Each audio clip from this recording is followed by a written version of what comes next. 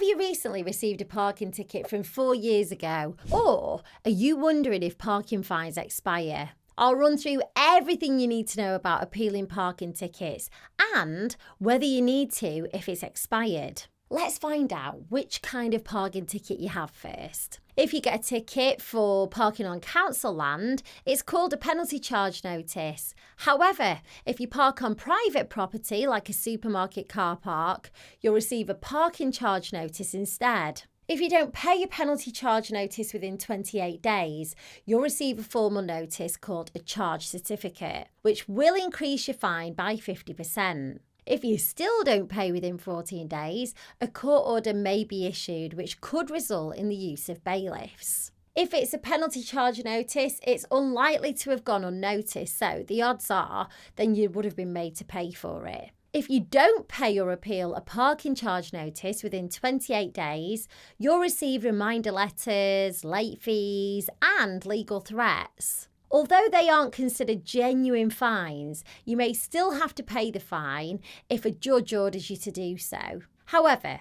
it's difficult to know whether any legal threats are empty or real. As you can see from both types of parking tickets, you normally have 28 days to appeal from the date the fine was issued. You can still contact the car park operator to find out what the status of the fine is and whether there's a chance to appeal. There is a time limit on parking fines, so private parking companies must issue the parking charge notice within 14 days of the incident, as long as it has Protection of Freedoms Act written on it. If the parking company left the notice on your vehicle and you haven't responded to it, they must send another one within 56 days of the incident. Now, one thing to double check is that the private land operator belongs to an accredited trade association, ATA. This is how companies legally get your DVLA details. If they're not, and they've retrieved your details illegally, you can report them to the DVLA. You can't be chased for a parking ticket forever.